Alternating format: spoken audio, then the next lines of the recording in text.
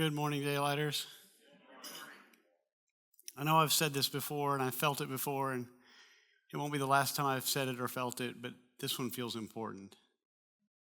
It feels, in some sense, it almost feels like the most important sermon I've ever preached. But I know I've said that before, but it was a pretty good one.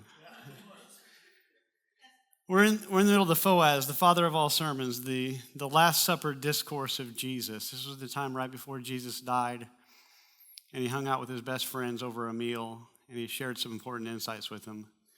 And we're diving further into those insights, the red letter print of the Bible. And we're just going to dive right in. I've got a note to myself to fly through this because I've got a lot of material to cover in a short period of time to do it in. So we're just going to jump to the next part, where Jesus says this. He says, "A new command I give you. Love one another.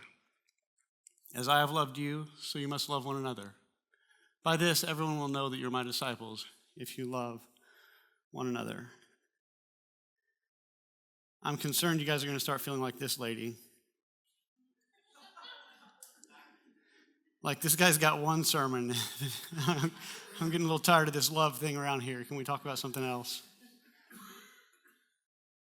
But in some sense, Jesus just tees it up for me once again. And there's all kinds of things a preacher can talk about on a Sunday morning. And I made a list of biblical understanding and Christian living and mission, community, the afterlife, and purpose. But all of these tie in deeply to love. You can't talk about biblical understanding without viewing the scriptures through the lens of love. Christian living is summed up in one word, love. The mission is one word, love. Community is love. The afterlife even ties in. We're not going to get into it today, but it ties into love. Your purpose is to love.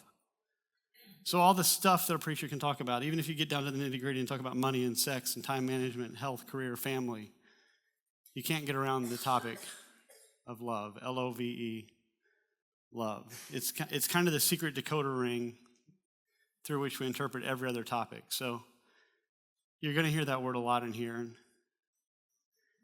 1 Corinthians 13 says, "If I speak in tongues and I prophesy, I know everything. I know all mysteries," it says. "I can do miracles. I give to the poor, and I sacrifice my body." And then this was during a time when I'd already spent a lot of time on this sermon. I was getting pretty tired. So I paraphrased what he says next. He says, "If you have not love, well, whoopity stinking do." He says, you are nothing. You have nothing. You are a noisy, clanging gong at that point. If you have all this list of good stuff, this stuff, I can talk about speaking in tongues in here, or prophesying, or giving to the poor, or sacrificing your body to Jesus. But if you don't have love, then whoop-de-diggity stinking do. There's a bunch of scriptures that you guys will be familiar with because we've talked about them a bunch in here. Romans 13 says, "Let no debt remain outstanding except the continuing debt to love one another. For whoever loves others has fulfilled the law. There is but one rule. There is but one law, and it's the law of love. Dear friends, let us love one another. For love comes from God. Everyone who loves has been born of God and knows God. Whoever does not love does not know God, because God is love." We can talk about the born-again experience and starting over in life. And this says when you fall into love, you've fallen into God. You've been born again. That's the foundation of being born again. Jesus said the two great commandments are to love your Lord your God with all your heart and with all your soul, with all your mind and with all your strength. And the second commandment is this: love your neighbor as yourself. There is no commandment greater than these. 1 Peter reminds us, above all, love each other deeply, because love covers over a multitude of sins. I found this video of kids drawing from a well, and I just liked it, so I wanted to share it with you. It's pretty cool. But in some sense, love is like water. It's necessary for every function. It's something you return back to. It's something refreshing. It's deep. And so I have this tongue-in-cheek fear of using the L word a little bit too much around here, but it's a well worth diving into. And the thing about a well, the thing about water is you're going to return to it over and over and over. And it's going to continue to accomplish the same stuff in your life. It's going to continue to nourish. It's going to continue to feed your body to do what it needs to do. I also thought about a couple like this. I like this video too.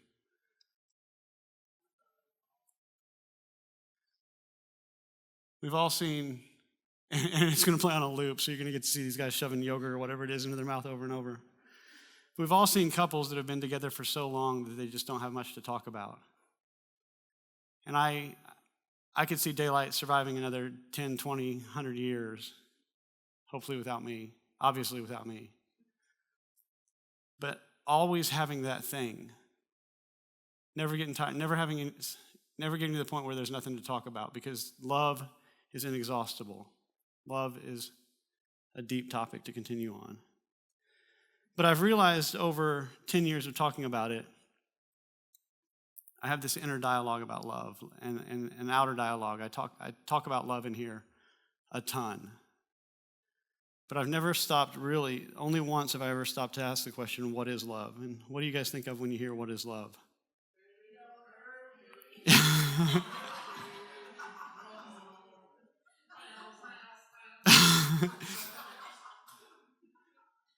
Thank you, Chris. It kind of defines love from the perspective, from a nasty perspective. Baby, don't hurt me. Like, what is love? Baby, don't hurt me. What is love? Baby, don't hurt me. It's kind of this selfish, internal thing where it's all about not being hurt or being satisfied. And we need it, we want it, we chase after it, but how good are we at defining it? I haven't done a very good job as a teacher, and even my inner dialogue, like defining exactly what are we talking about. But the more I've thought about it, I've come up with one phrase when it comes to defining love, and it's this. Good luck with that. We've got this well that's infinitely deep. We talked last week about this quote from Barry Taylor where he said, God is the name of the blanket we put over mystery to give it shape. How God is ineffable, he's indescribable, he's unfathomable. He's beyond us, he's inaccessible without help. And in some sense it ties into this math, so put on your math caps for a second. I'm going to put an equation on the screen. Don't be scared. It's a pretty simple equation. It's actually a logic equation. If A equals B and A equals C, then B equals C. Good math. So if God A equals love B, because God is love, and God A equals ineffable or indescribable, C, then love is ineffable, indescribable. We can spend our whole life just trying to define it. It would be, I want to even go beyond saying it's a worthwhile investment. It might be the only investment. It might be the only worthwhile investment, defining and applying love to our lives. And I believe the scriptures that say, he who loves is born of God. And so in some sense, this search to define and apply love to our lives is equal to defining and applying God to our lives. So I've got this new word in my head that I want to be, or I want to follow or study. Agapology. This is an actual word. It's not just something I made up. The more biblically and Greek astute among us will automatically know what it means. But yeah, agape. Just like theology is the theos logos. Theos being God, logos being word or message. Theology is the study of God. Anthropology is the anthropos plus the logos, study of humans. Agapology is the study of love. The study of agape plus the logos. It's the message of love. And it's a worthwhile pursuit. Just like theology and anthropology, these are deep topics that you could spend a lifetime pursuing. And we don't disqualify ourselves from them just because they're hard, just because they're ineffable in some sense. To fully understand humans or to fully understand God is, like I said earlier, good luck with that. In the same sense, figuring out this love thing is a lost cause worth pursuing. So this may be one of the most important slides I've ever put on the screen. It's kind of weird, and I have mixed feelings about a lot of it. But I'm going to say an agapologist is better than an apologist. I spent many years of my life teaching and defending the gospel of Jesus, teaching and defending the scriptures, trying to know all the right stuff, trying to believe all the right stuff. But then you come to some passages like 1 Corinthians 13 that says you can know everything. You can understand all mysteries of all knowledge. And if you have not love, well, whoop-de-diggity stinking do. I wrote this down. I'm going to read it to you. It's possible to be the best at Bible trivia, to have all of one's theological ducks in a row, have all of 1 John memorized, to be correct on questions like once saved, always saved, the age of creation, human sexuality, and eschatology. You can have intellectual confidence in God, Jesus, the virgin birth, the Bible and the resurrection and all the creedal stuff. And if you miss out on love, you've missed the entirety of the story. So Jesus doesn't say knowing everything is the key to being a disciple, does he? In this passage he says, by this, everyone will know that you're my disciples if you love one another. He says this is the mark, is loving one another. So it might be important that we define it well. And I think it's good that we recognize our cultural and linguistic setting when it comes to this. Love in the English is a pretty lame word. We use love to say, I love tacos, and I love my mom, or I love my child. And there's varying degrees of it, and it's all the same word in English, and it's not the same in every language. We add words to it, like in love, to make it erotic or sensual or sexual or infatuation-based or hormonal. We have to use adverbs to correct it. It's not the same in every language. In Japanese, they have a bunch of words that mean something like I love you. Like suki, I like you, or I like it. So suki could be used for tacos or your church or math.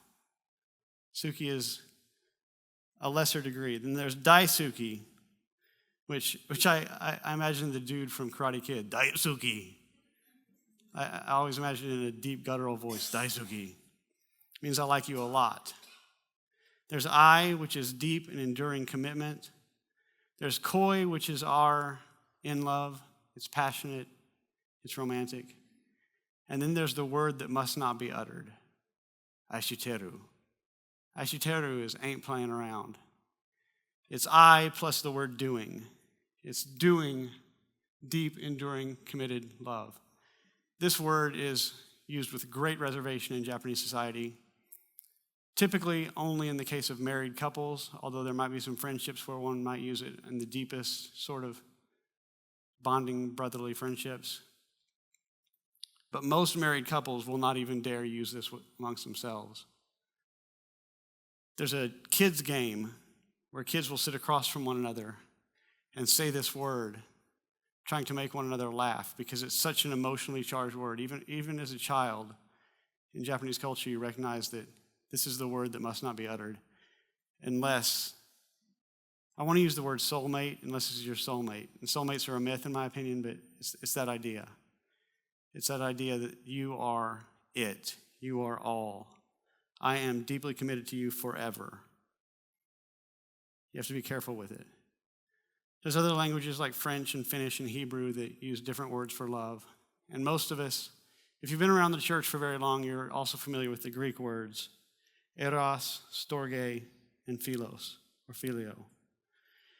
Eros is the equivalent of kai in Japanese and in love in English. It's like this erotic infatuation. It's usually in early relationships. It's charged with emotion. It's charged with hormonal response. It's, in my opinion, a biochemical response that occurs with attraction and affection and connection.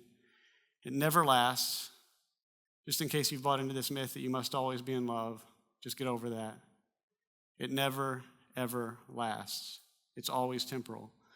And the funny thing is, the more mature you become and the more experienced you become in romantic relationships, the faster that drop-off occurs. The scriptures don't use this word at all. Eros does not appear in the New Testament even once. Storge is natural affection. It's like instinctive bonds, like love between a father and his daughter or a mother and her son. It's sometimes used for pets. It's sometimes used for parents or siblings. You can have storge for your siblings. It's used in a compound form about twice in the New Testament, so it's pretty uncommon. And then philos is friendship. It's loyalty and companionship. It's love between friends. It's comrades and equals. So I don't know why I wanted to illustrate it with fire. Eros, if Eros is a burning flame, storge is the comfort of a crackling fire at home, and philos is lying back to back to stay warm on a cold winter's night. And then you arrive at agape, the word primarily used for love in the Bible. Over and over and over, this agape appears in the New Testament. Thus, agapology, the study of this word. If we're going to figure out how to live it, if we're going to exemplify it, we probably ought to be able to define it. And this is where I have to correct myself. I've defined this word poorly for many, many years. And I feel like much of the modern church has done so as well. And defining it appropriately, I'm telling you, it's a game changer. That's why I feel this is so important. So much of the Western church defines it like this: agape or agape, altruism, selfless, self-sacrificing love. If you went back and listened to all my sermons throughout the history of Daylight, you would hear me using this definition many times, and I have to repent of it, and so to speak. I have to turn from that because I've discovered a greater depth of meaning to it that is monumental. It's deep and important. The first red flag is that it defines love by using the word love, which is circular reasoning, which is never a good thing. But in my pursuit of agapology, I want to study love. I want to define it well. I want to apply it well. I've realized that this idea of self-sacrifice or altruism is kind of the consummate definition the Western church applies to the word nowadays. And in my opinion, from what I've studied deeper, it's off. And it's important that we make that distinction. I want to share with you one website that defined love as such, but they went into greater depth. And it's a little bit long, but I think it'll illustrate what I'm talking about. Biblical agape love is the love of choice, the love of serving with humility, the highest kind of love, the noblest kind of devotion, the love of the will, intentional, a conscious choice, and not motivated by superficial appearance, emotional attraction, or a sentimental relationship. Remember that part about it. It's not motivated by sentimentality. Agape is not based on pleasant emotions or good feelings that might result from a physical attraction or a familial bond. Agape chooses, as an act of self-sacrifice, to serve the recipient. From all the descriptions of agape love, it is clear that true agape love is a sure mark of salvation. Agape is volitional, phileo or philos is emotional. Believers can easily fall into the trap of blindly following the world's demand that a lover feel positive toward the beloved. This is not agape love. This is a really common way for Christians to define this foundational word. This word that describes God is described as not following the demand that the lover feels positive towards the beloved. That part's left out. And I wanted to articulate this well, and I wanted to do it with care, so I went with a quote from Brian Fontana from Anchorman. It's bullcrap. At worst, this way of defining, and I've used it. I'm correcting myself publicly today. At worst, it's utter bullcrap. At best, it's just distorted. Instead of making it some deep well to draw from, where we actually love one another, it becomes a stoic, sanitized version of love. It pigeonholes it, and instead of adding to its strength, it takes it away. And what I found out is In the Greek language, in the original, when the manuscripts were written, when the autographs were written, a Greek reader would not have read that definition into it at all. That definition just did not exist in their minds. From Euripides, who wrote in the 5th century BCE, so between 500 and 600 years before Jesus, in his writing he used agape for friendship, affection, even for city-state, loyalties, or familial bonds. Philo of Alexandria used agape for love of virtue, wisdom, or God, and he wrote about the same time Jesus lived. Josephus used agape to say political allegiance, family affection, and admiration. And then there's countless Greek papyri and letters that use agape in totally normal ways, like I agape your generosity, or she agaped the city. Do you see that this is not that dissimilar from the way we use the word love?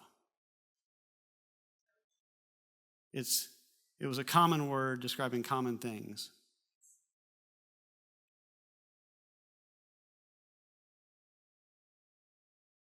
Instead, if you go into the Greek lexicons and you study, even today, it's really funny. If you're a Greek student studying New Testament Greek, Koine Greek, you're going to study a guy named Bill Mounce. Bill Mounce is the ninja of the Greek-speaking world, the Koine world. If you study all these people that define these words into English, this is what you get. You get strong affection or attachment, denoting preference, value, esteem, or high regard. You don't get this stoic, sanitized version of, I can love you, but I don't have to feel you. So long as I sacrifice to you, we're all good. And that misses the mark, in my opinion. So a Greek speaker would not have said, I agape tacos, because they probably didn't know what tacos were. But they would say, I agape olives and hummus. Just like we use the word love, these words are interchangeable from Greek to English. So when we look at the difference, if it means strong affection or attachment denoting preference, value, esteem, or high regard, compared to altruism, self-sacrificing love, question, can you sacrifice yourself without caring for the person you sacrifice for? Isn't there a world where that's possible? Isn't there a world where some martyrdom complex allows you to be a spiritual superhero and rise up and give yourself for the other without ever feeling any affection or connection with them? It eliminates or minimizes affection. It eliminates or minimizes connection. And it eliminates or minimizes value. In some sense, it says, I can love without loving. I said it like this. I quoted myself because that's where the fire comes from. It can be a stoic, sanitized, sterile, martyr-driven, distant, do things right, performance-based, sometimes fake, and thus hypocritical mockery of love. And then I decided I wasn't going to use that slide because it felt too harsh.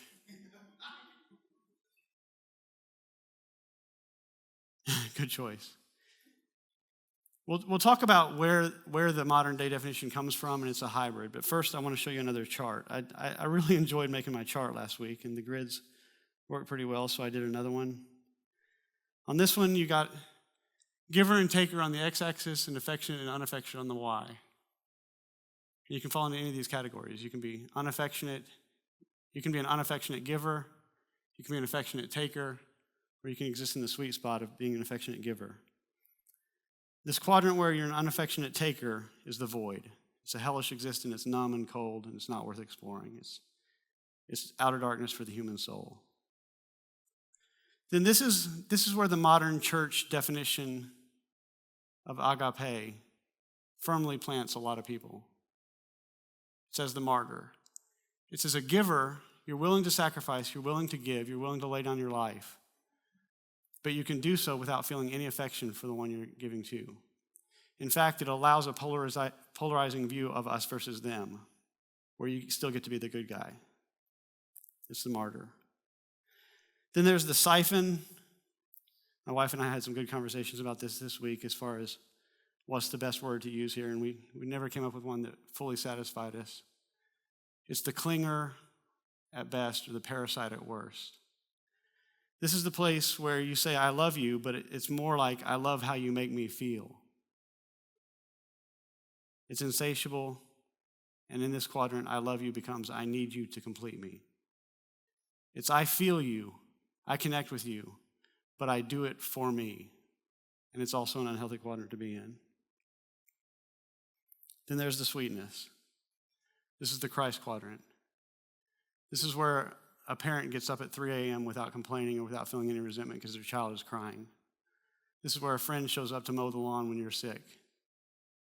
This is where healthy marriages, healthy workplaces, healthy teaching environments occur. It's the Christ quadrant where people are affectionate towards one another and they give. And that affection is what's missing from the modern definition of agape. So what is love? Baby, don't hurt me.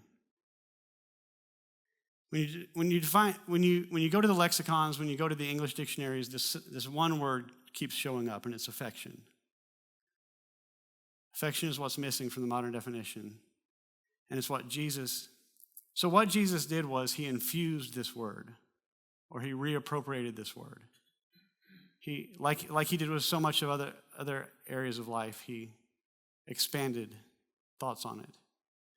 So he took the foundation of affection, the foundation of favor, the foundation of value, the foundation of connection, the foundation of emotion, and he added to that altruism. He added to that self-sacrifice.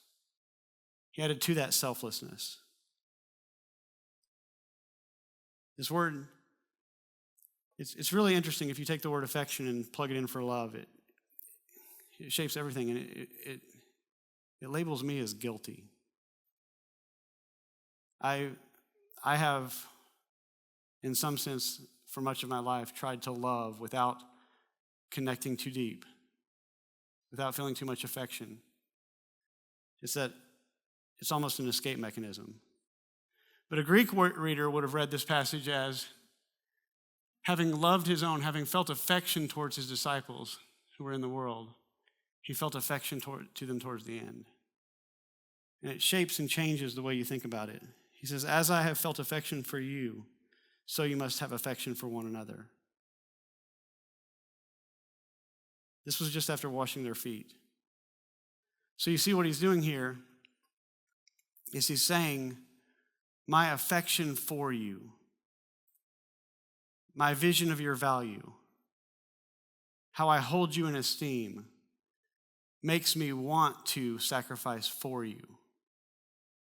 And it's not a martyr quadrant where you have sacrifice without affection. It's both. It's both and, not either or. Jesus says, greater love has no one than this. Greater affection has no one than this, that someone laid down his life for his friends. So he's taking this word and he's infusing it with new meaning. Jesus doesn't swap affection for altruism. He infuses affection with altruism. He didn't ditch sentiment and replace it with sacrifice. He added the latter to the former. So when we go back to these definitions, the everyday common definition of a strong affection, attachment denoting preference, value, esteem, or high regard, and you add it to what Jesus infused into it, because he did turn it on its head. He made it into something new, but we've made it into this corruption of what he infused. He added to it altruism. He added to it self-sacrifice and selfless love. Our new definition becomes strong affection or attachment denoting preference, value, esteem, or high regard that promotes self-sacrificial giving. So as I've made this alteration in my mind and in my heart, and I'm asking God to do this in me, when I approach the scriptures, it's like the lights have turned on for the first time in a long time. I see passages in ways that I've never seen them before. This idea that I'm supposed to be not only sacrificial, but affectionate in my love. We'll start with a softball. Love your enemies. Do good to those who hate you. Bless those who curse you. Pray for those who mistreat you. There's the stoic martyr view of this that says, well, yes, I will go to the cross for my enemies because I am holy and good and right. Then there's the Jesus-centered way that says, I will place value on my enemies. I will allow myself to feel affection for that politician that I hate. I will allow myself to hold in esteem that coworker that drives me flipping out of my mind. I will let Jesus shape and mold not only my behavior towards them, but my thoughts and emotions where they're concerned. I will allow him to introduce not just work-based, strategic love, but legitimate, affectionate love. That's a miracle. That's something we can't accomplish. So just like with the Sermon on the Mount, so much of it is meant to say, I can't do this. I start to feel this vibe pretty heavily when I investigate the scriptures now. Because I can lay down my life, but to legitimately love, it feels beyond me. But then we get to see this new expression of how God is towards us. For God so loved the world that he gave his one and only Son, that whoever believes in him shall not perish but have eternal life. It's a martyrdom passage. And we can easily, if we embrace that old view of agape, if we embrace that stoic, self-sacrificial, altruistic view, then all of a sudden God is tolerating us as opposed to deeply, affectionately caring for us, loving us, placing value upon us, and holding us in esteem. It opens a whole new world of what God looks at us like, how God views us, the lenses he uses. And it makes sense of what was formerly nonsensical. That passage in 1 Corinthians 13 has always bugged me because it says, I can give all I have to the poor, but if I don't have love, I am nothing. Well, wait a second. If I've given all that I have to the poor, haven't I already accomplished love? Under the old view of agape, I sacrificed. It was altruism. It was self-sacrifice. It was selflessness. It was giving up myself. But now this passage seems to claim that you can give all you have without ever loving. Because you could hold the poor with disdain and still give for some selfish, spiritual reason of trying to make yourself righteous or good or holy, as opposed to allowing God to shape the way you view the poor, how you allow God to shape the way you view your enemies, how you allow God to shape your affection towards fellow human beings. Love is patient. Love is kind. It does not envy. It does not boast. It is not proud. Under this new definition, this is not just some moral checklist. It's a heart-driven, people are important sentiment shaped way of being. It's I care about you legitimately. I feel affection towards you. I place value upon you. Thus, I will be patient with you. Not I will be patient because I am good. Not be patient because I am moral. Not be patient because I'm choosing volitionally what is right, despite the fact that you drive me insane. It's that I will try to understand. I will try to comprehend why. I will give you the benefit of the doubt. I will bear with you in love, affection, grace. I will be kind, not because that makes me a good person, but because you are worth being kind to. You are deserving of kindness. Once again, we arrive at this place of I can't.